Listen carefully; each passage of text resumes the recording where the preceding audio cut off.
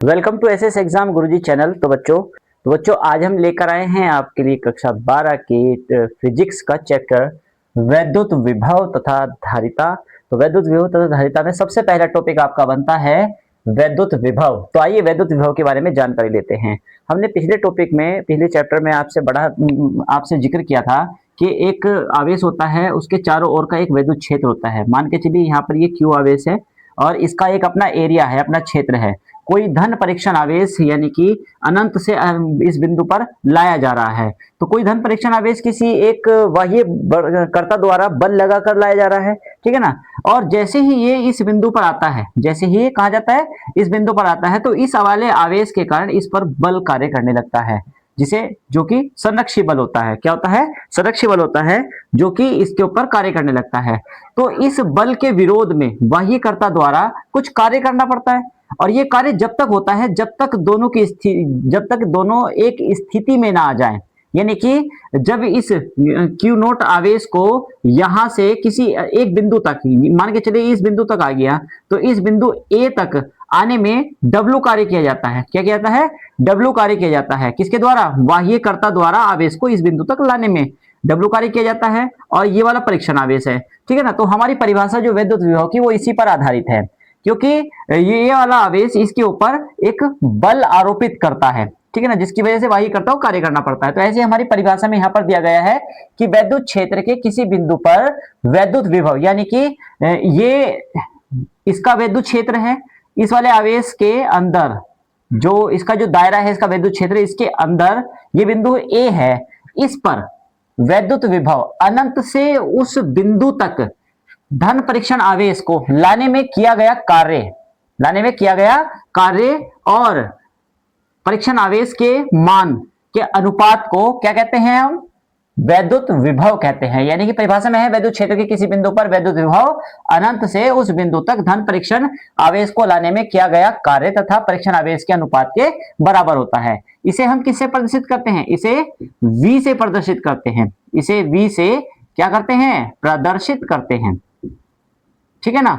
V से प्रदर्शित करते हैं, ठीक है। इसका मात्रक वोल्ट होता है। क्या होता है? वोल्ट होता है। और ये क्या है? एक अदिश राशि है, ठीक है ना। तो यहां पर जैसे कि परिभाषा में दिया गया है कि जो विद्युत विभव है वो V W किया गया कार्य और परीक्षण आवेश के अनुपात के बराबर होता है। इसका मात्रक होता है वोल्ट, ठीक है ना। इसका मात्रक वोल्ट भी होता है, और ये W कार्य होता है, तो कार्य का मात्रक क्या हो सकता है? जूल। क्या हो सकता है?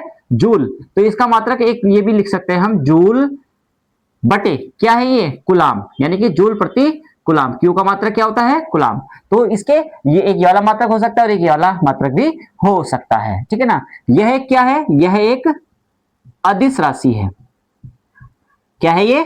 अदिश राशि है। यानी कि अदिश राशि, इसको मापने के लिए किसी दिशा की आवश्यकता नहीं पड़ती है। यह एक अदिश राशि है, ठीक है। और इसकी वीमा तो मैंने आपको पहले ही वीमा बता दी है। अगर आपको वीमा निकालनी नहीं आती है तो आप हमारी पिछली वीडियो देख सकते हैं, जिसमें हमने वीमा निकालने के लिए कुछ यूनिक वीमाएं याद रखने के लिए कहा था, तो उसी के माध्यम से हम निकाल सकते हैं, ठीक है। जैसे कि ये W है, W की वीमा होती है Ml2T-2, तो यानी कि Ml2T-2, और इसकी होती है AT।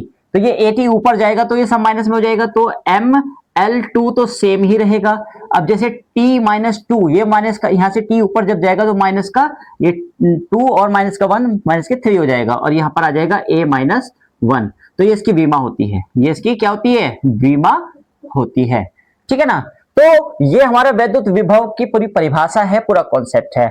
लेकिन एक चीज और है, कभी कभी तुम्हारे टॉपिक में ये पूछा जाता है वैद्युत विभवांतर, यानी कि वैद्युत विभवांतर। तो आइए इसको आसान तरीके से समझते हैं। आपको वैद्युत विभवांतर में सिर्फ एक अंतर देखने को मिलेगा, क्योंकि ये दो बिंदुओं के बीच में होता है, ठीक है ना। जैसे कि ये आवेश हमारा परीक्षण आवेश ए पर आया था, अब ये आवेश परीक्षण आवेश जो है ये यहां से इस बिंदु तक आ गया, यानी कि ए से बी तक आ गया। तो ए पर विभव क्या था हमारा? VA, और इस पर विभव क्या था? VB। तो जाहिर सी बात है, जैसे जैसे ये परीक्षण आवेश आगे आएगा वैसे वैसे ज्यादा कार्य करना पड़ेगा। तो इसका मतलब क्या है? यहां पर विभव ज्यादा होगा और यहां पर विभव कम होगा, तो इसमें विभवांतर, मैं परिभाषा तो देखिए सेम इसी की यही रहेगी कि एक बिंदु से दूसरे बिंदु पर विभवांतर। तो यहां पर डेल्टा V यानी कि ये हमारा क्या जाएगा, V B minus V A, V B minus V A, समझ में आया। तो ये delta V, V B minus V A, यानी कि ये ज्यादा है और ज्यादा में से कम को ही तो घटाया जाता है, तो यहां पर क्या आ जाएगा, ये आ जाएगा डब्ल्यू बी बटे क्यू नोट, यानी कि बिंदु बी तक आने में किया गया कार्य डब्ल्यू बी और बिंदु ए तक आने में किया गया कार्य डब्ल्यू ए, तो यहां आ जाएगा हमारा क्यू नोट। अब इसमें से देखिए ये नीचे वाला जो ये कॉमन आ रहा है यहां पर, ये आ जाएगा हमारा क्यू नोट, तो बचेगा क्या, W B minus W A. जैसे हमने डेल्टा वी को V B minus V A लिखा था, ऐसे ही हम इसको डेल्टा डब्ल्यू लिख देंगे, तो ये आ जाएगा हमारा डेल्टा डब्ल्यू बटे क्यू नोट, तो ये आ जाएगा हमारा डेल्टा वी, ठीक है ना। ये इसका मात्रक भी वोल्ट होता है, इसका मात्रक भी क्या होता है, वोल्ट होता है या जूल प्रति कूलम होता है। यह भी एक अदिश राशि है और इसकी विमा सेम ऐसी ही होती है, ठीक है ना। उम्मीद है आप सभी को समझ में आ गया होगा। तो इसमें आप परिभाषा ये बना सकते हैं, वैद्युत विभवांतर की परिभाषा ये बना सकते हैं कि वैद्युत क्षेत्र के अंदर किसी दो बिंदुओं के बीच वैद्युत विभवांतर, वैद्युत विभवांतर जो है वो उन दोनों बिंदुओं के बीच किए गए कार्य और उस परीक्षण आवेश के अनुपात के बराबर होता है। तो यह इसकी परिभाषा हो जाती है, अदरवाइज आप इसे भी लिख देंगे तब भी ये चलेगा, कोई दिक्कत नहीं है, ठीक है ना। तो चलिए हम अपने चलते हैं अगले टॉपिक की तरफ। तो हमारा अगला टॉपिक बनता है जो कि बहुत ही इंपॉर्टेंट माना जाता है यूपी बोर्ड एग्जाम की नजरों में, समविभव पृष्ठ यानी कि इक्विपोटेंशियल सरफेस। समविभव पृष्ठ होता क्या, जैसा कि नाम से प्रतीत हो रहा है, समविभव पृष्ठ, समविभव पृष्ठ यानी कि समान पृष्ठ पर समान विभव।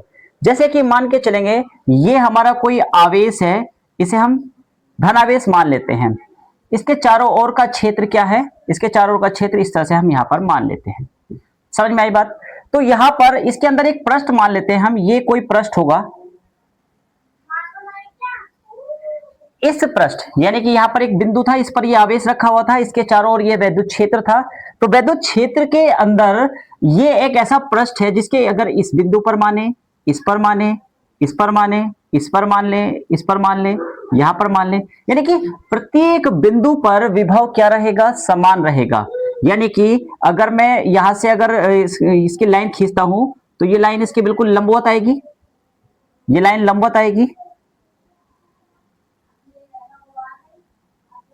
ये लाइन लंबवत आएगी इसके, ये बिल्कुल बाहर की तरफ लंबवत रहेगी, ये बिल्कुल लंबवत रहेगी, ये लंबवत रहेगी। यानी कि इसके पृष्ठ के प्रत्येक बिंदु पर, इस पर भी v होगा, इस पर भी v होगा, इस पर भी v होगा, इस पर भी v होगा, इस पर भी v होगा, इस पर भी v होगा। यानी कि समविभव पृष्ठ क्या होता है, समविभव पृष्ठ वैद्युत क्षेत्र में स्थित ऐसा पृष्ठ होता है जिसके प्रत्येक बिंदु पर विभव समान रहता है, नियत रहता है, एक जैसा रहता है, ठीक है ना। और ये किसी भी प्रकार की आकृति का ये हो सकता है, ऐसा जरूरी नहीं है कि ये गोल हो, ऐसा जरूरी नहीं है। हो सकता है कि जो हमारा चालक है वो आयताकार हो सकता है हमारा जो चालक है वो बेलनाकार हो सकता है हमारा चालक जो है वो वर्गाकार हो, तो उसी के आधार पर हो सकता है। यानी कि क्षेत्र के अंदर ऐसा पृष्ठ एक ऐसा होना चाहिए जिसके ऊपर विभव समान होता है, वह सब क्या कहलाता है, समविभव पृष्ठ कहलाता है, ठीक है ना। तो उम्मीद है आप सभी को समविभव पृष्ठ समझ में आ गया होगा। तो चलते हैं हम अपने अगले टॉपिक पर। अगला टॉपिक होने वाला है विभव प्रवणता। तो आइए विभव प्रवणता के बारे में हम यहाँ पर समझते हैं। तो जैसे कि अब हमारा टॉपिक होने वाला है विभव प्रवणता। विभव प्रवणता को इंग्लिश में बोलते हैं पोटेंशियल ग्रेडियंट। विभव प्रवणता होता क्या है, देखिए विभव प्रवणता हमने जिक्र किया था कि किसी भी आवेश के चारों ओर एक वैद्युत क्षेत्र होता है और वैद्युत क्षेत्र के अंदर जैसे जैसे कोई परीक्षण आवेश प्रवेश करता रहता है उसके विभव में परिवर्तन होता रहता है, यानी कि विभव में बढ़ोतरी होती रहती है। तो जैसे यहाँ पर मैंने बताया था तुम्हें इस चीज के बारे में कि ये हमारा कोई क्षेत्र है विद्युत आवेश का, ये हमारा क्या है, विद्युत आवेश का क्षेत्र है, और कोई धन परीक्षण आवेश यहाँ पर जो है एंटर कर जाता है, ये एंटर इस बिंदु पर गया, तो ये इस बिंदु पर यहां से इस बिंदु पर आया, तो इस पर विभव V1 हो जाएगा, इस पर विभव V2 हो जाएगा, यहाँ पर विभव V3 हो जाएगा। तो जैसे कि यहां से लेके यहां तक की जो दूरी थी ये R थी, आर हो गई, ठीक है ना। अब ये आवेश यहाँ पर आ चुका है, यहाँ पर आ चुका है, तो यहाँ की दूरी कितनी हो जाएगी, R1 हो जाएगी।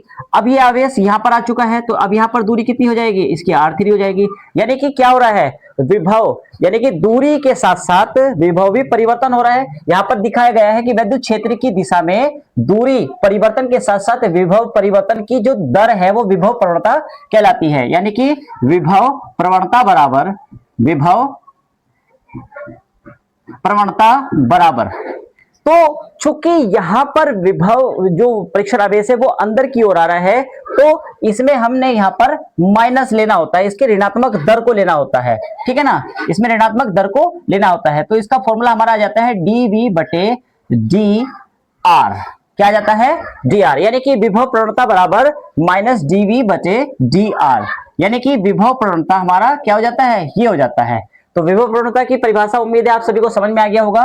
ये भी आपके एग्जाम में मोस्ट इंपोर्टेंट माना जाता है। इस टॉपिक से अगर ये सवाल आता है तो ये भी इंपोर्टेंट मान सकते हैं।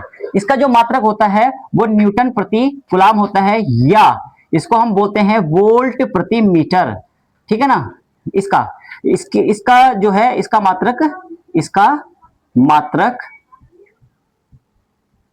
क्या होता है, वोल्ट प्रति मीटर या न्यूटन प्रति कूलाम होता है। और हां, एक खास बात और, यह एक सदिश राशि है। क्या है, ये एक सदिश राशि है। यहां पर ये ध्यान देने वाली बात है, यहां ये एक सदिश राशि है। तो उम्मीद है आप सभी को विभव प्रवणता समझ में आ गया होगा। तो बने रहिए हमारे चैनल के साथ, मिलेंगे हम अपनी अगली वीडियो में अगले टॉपिक के साथ, इसी चैप्टर के अगले टॉपिक के साथ। तो बने रहिए और हमारे चैनल को सब्सक्राइब जरूर कीजिए और अपने दोस्तों के साथ शेयर कीजिए, ताकि उनको भी ये कंटेंट मिल सके और वो भी अपने नोट्स प्रॉपर्ली तैयार कर सके।